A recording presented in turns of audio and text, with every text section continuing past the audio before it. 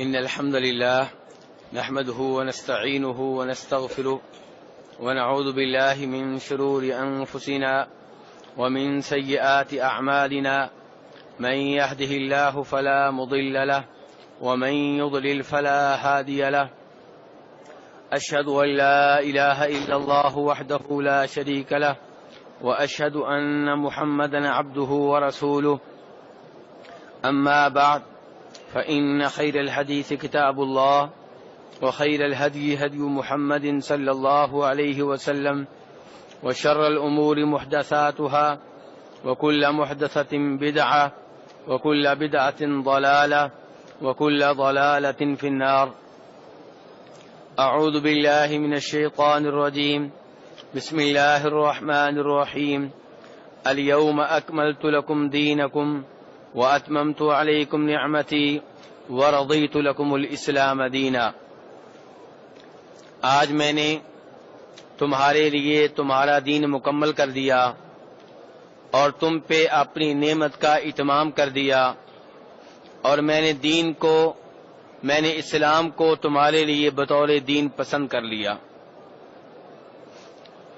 میرے بھائیو، اس آیت میں جو میں نے آپ کے سامنے تلاوت کی ہے اور اس کا ترجمہ بھی آپ کے سامنے پیش کیا ہے، اللہ تبارک و تعالی نے واضح کر دیا ہے کہ دین اسلام نبی صلی اللہ علیہ وسلم کی زندگی میں مکمل ہو چکا تھا اور اس میں کسی قسم کی کمی بیشی کی کوئی گنجائش نہیں ہے. اس سب کے باوجود لوگ اپنی اپنی عقل کے مطابق، اپنے اپنے ذہن کے مطابق نئی سے نئی عبادتیں، نئے سے نئے عبادت کے طریقے دین میں ایجاد کرنے کی کوشش کرتے رہے ہیں، کر رہے ہیں اور کرتے رہیں گے. لیکن میرے بھائیو، یہ سارے نئے طریقے بدعت کہلائیں گے اور یہ دین کا حصہ نہیں ہیں. بدعت میرے بھائیو، بدعت کا مطلب ہوتا ہے نیا کام جس کی پہلے کوئی مثال موجود نہ ہو. اللہ تبارک و تعالی نے قرآن پاک میں فرمایا بدیع السماوات والارض، کہ میں ہوں آسمانوں زمین کو اثر نو پیدا کرنے والا، بغیر کسی مثال کے، بغیر کسی نمونہ کے. ایسے ہی اللہ تبارک و تعالی نے 26ویں سپارے میں اپنے نبی صلی اللہ علیہ وسلم کو مخاطب کر کے کہا کہ آپ لوگوں سے کہہ دیں قل ما كنت بدعا من الرسل، کہ لوگوں میں کوئی نیا رسول نہیں ہوں، مجھ سے پہلے بھی رسول آتے رہے اور میں بھی اسی سلسلے کی آخری کڑی ہوں، میں کوئی نیا نبی نہیں ہوں. کہنے کا مطلب یہ ہے کہ بدعت کا مطلب ہوتا ہے نئی چیز جس کی پہلے کوئی مثال موجود نہ ہو. اور بدعت دو طرح کی ہوتی ہے. ایک وہ بدعت جس کا تعلق عبادت سے ہے، دین سے ہے. دوسری وہ بدعت جس کا تعلق دنیاوی معاملات سے ہے. دنیاوی معاملات میں، دنیاوی امور میں کوئی بھی نیا کام ہو، شریعت کو اس کے اوپر اعتراض نہیں ہے.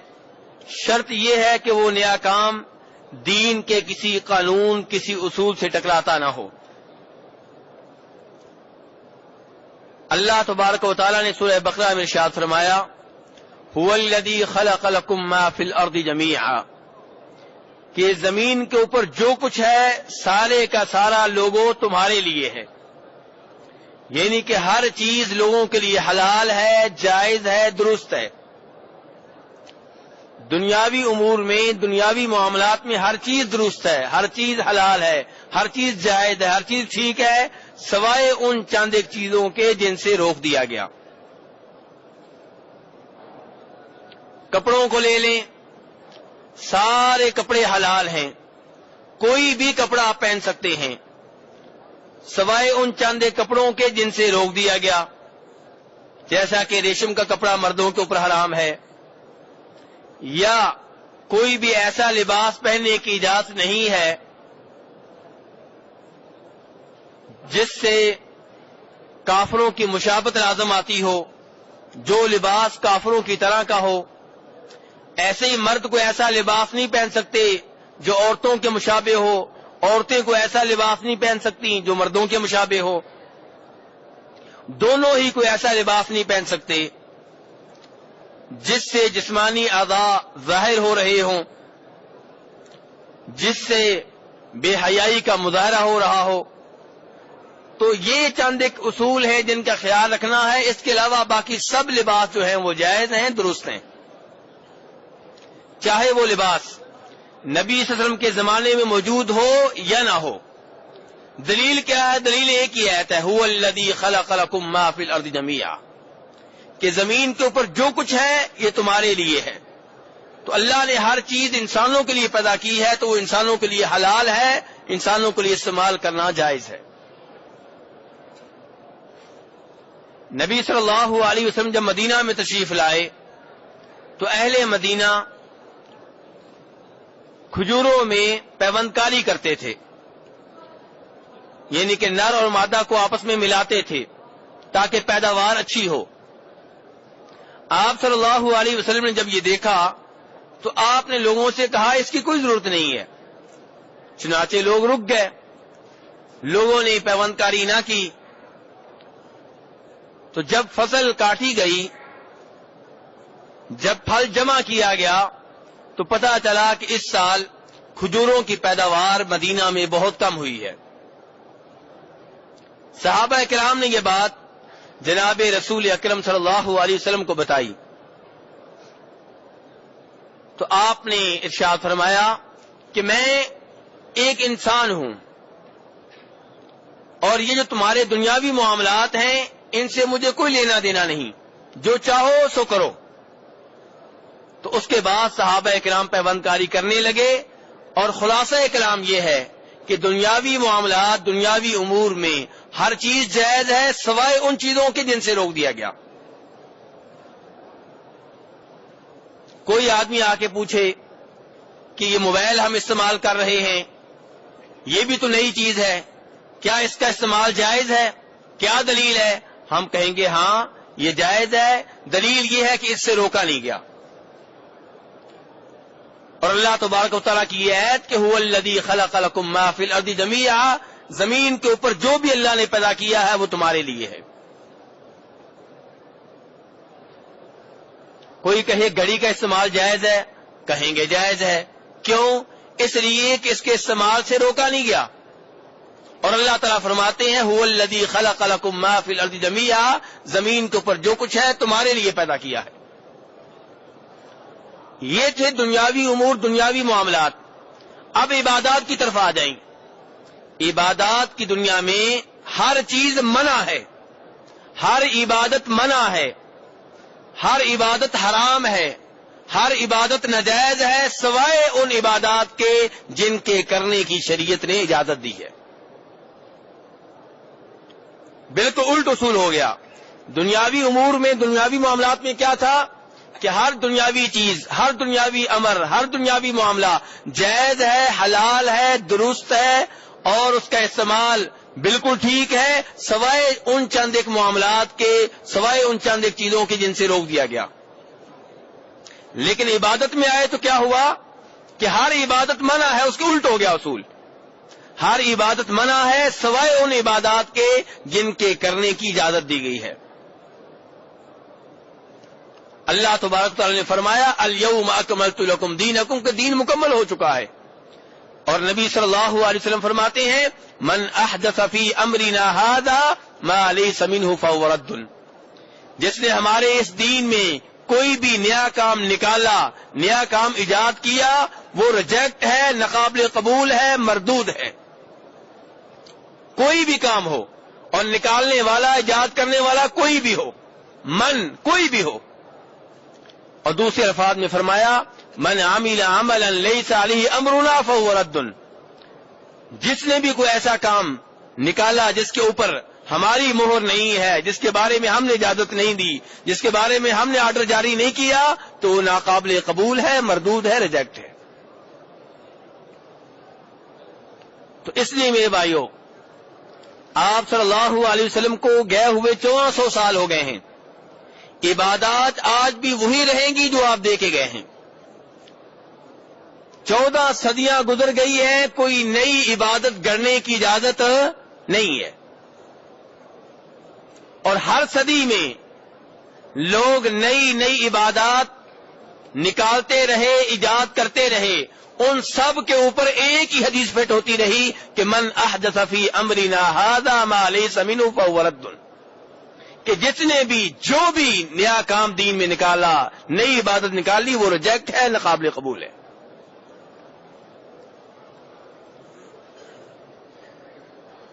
میرے بھائیو, بدعت بہت بڑا جرم ہے, بہت بڑا گناہ ہے. چوری سے بڑا گناہ, ڈاکے سے بڑا گناہ, بدکاری سے بڑا گناہ, سود سے بڑا گناہ. کیوں میرے بھائیو, ایسا کیوں ہے؟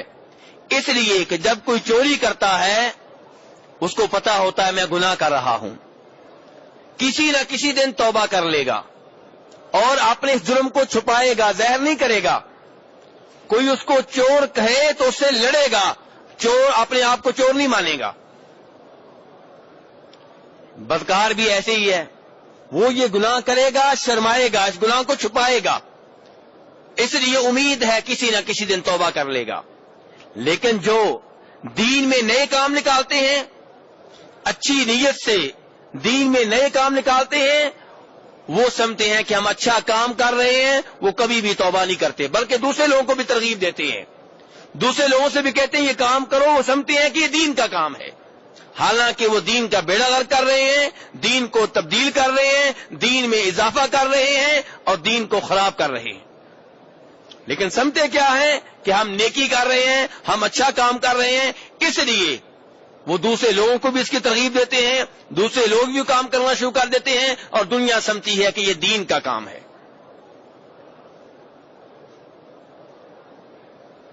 بدعت اتنا بڑا جرم ہے. امام مالک رحمہ اللہ کہا کرتے تھے من ابتدع فی الاسلام حسنۃ, کہ جس آدمی نے دین میں کوئی نیا کام نکالا یہ سوچتے ہوئے کہ اچھا کام ہے, اس کا مطلب یہ ہے, وہ کہنا یہ چاہتا ہے کہ نعوذ باللہ نبی صلی اللہ علیہ وسلم نے دین میں خیانت کی ہے. یعنی کہ یہ نیا کام جو میں بتا رہا ہوں اللہ کے رسول نے تو نہیں بتایا. اس کا مطلب یہ ہے کہ آپ نے دین مکمل نہیں پہنچایا, خیر کے کام سارے نہیں بتائے, کچھ چھوڑ دیے.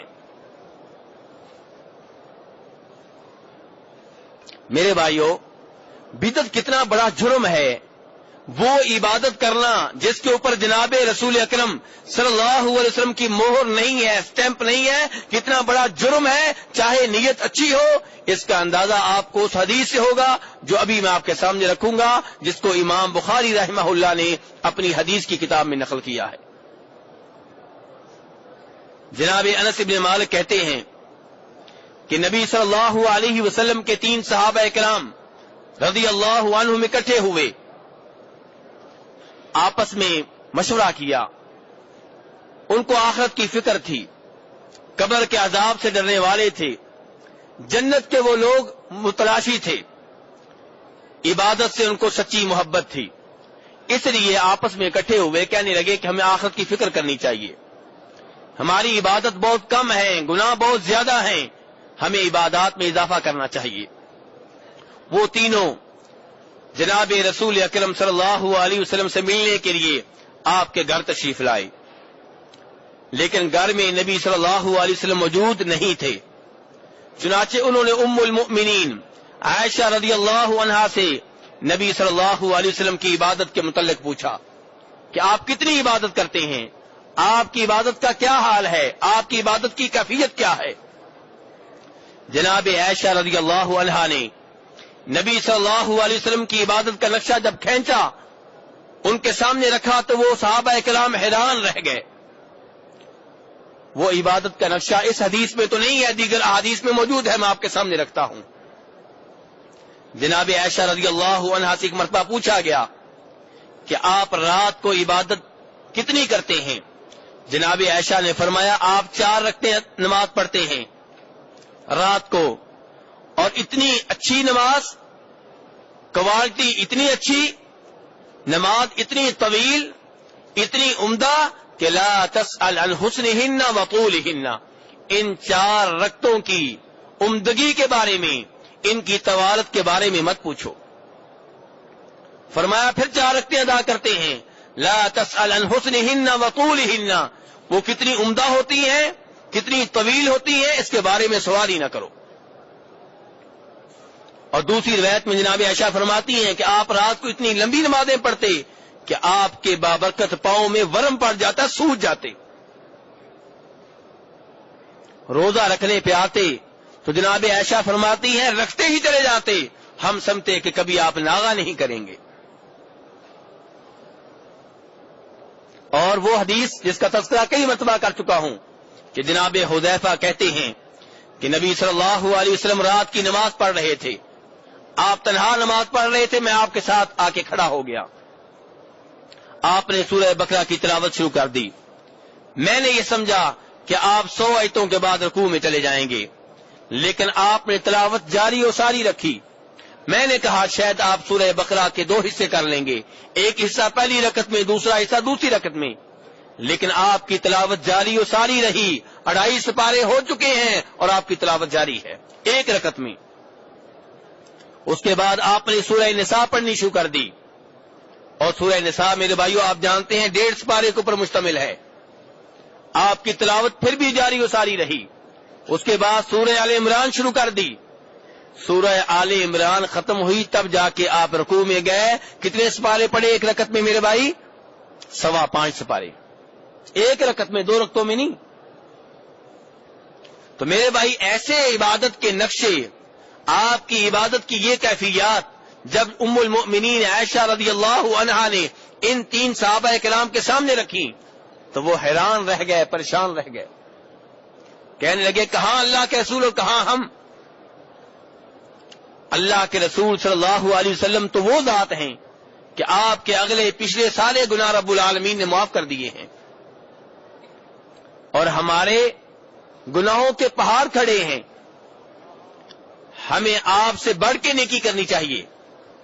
چنانچہ ایک صحابی نے اعلان کیا، میرے بھائیوں گفتگو دھیان سے سننی ہے، ایک صحابی نے اعلان کیا کہ میں رات کو سویا نہیں کروں گا، پوری رات عبادت میں گزرے گی۔ میرا آپ سے سوال یہ ہے کہ اس صحابی کے اعلان کے بارے میں آپ کی کیا رائے ہے؟ اچھا اعلان ہے کہ برا اعلان ہے؟ پوری رات اللہ تبارک و تعالیٰ کی عبادت کرنا، آپ کے خیال میں یہ اعلان کیسا ہے؟ اچھا اعلان ہے، سنتے جائیے۔ دوسرے صحابی کہتے ہیں کہ میں روزانہ نفلی روزہ رکھا کروں گا، کبھی بھی ناغا نہیں کروں گا۔ ہاں جی، یہ اعلان کیسا ہے؟ یہ بھی اچھا ہے۔ تیسرے صحابی نے اعلان کیا کہ میں شادی نہیں کروں گا۔ اس صحابی نے اعلان کیوں کیا ہوگا میرے بھائیوں؟ اس لیے کہ آپ جانتے ہیں شادی سے ہی سارے مسائل کھڑے ہوتے ہیں۔ آپ کی شادی نہیں ہوئی، آپ کو کسی اور کی فکر نہیں ہے۔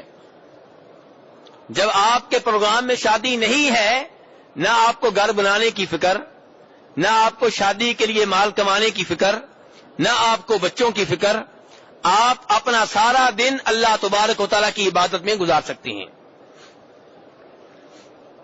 جب بیگم کے لیے کمانا نہیں، بچوں کے لیے کمانا نہیں، تو پھر حرام کمانے کی بھی ضرورت نہیں پیش آئے گی۔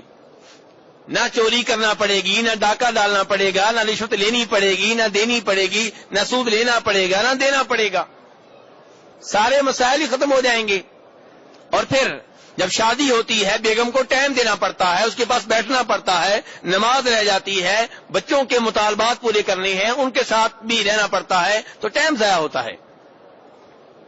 تو یہ وہ وجوہات تھیں جن کی بنیاد پہ اس صحابی نے اعلان کیا کہ میں عورتوں سے، کسی عورت سے شادی نہیں کروں گا۔ اب میرے بھائیوں، میرا اور آپ کا جو سادہ سا ذہن ہے،